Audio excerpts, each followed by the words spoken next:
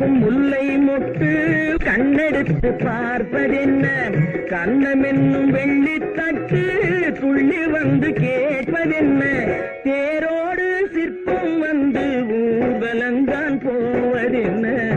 பட்டு பாவாடை எங்கே, கட்டி வைத்த கூந்தல் எங்கே, பொட்டெங்கே, பூவும் எங்கே? சொல்லம்மா சொல்லம்மா சொல்லம்மா.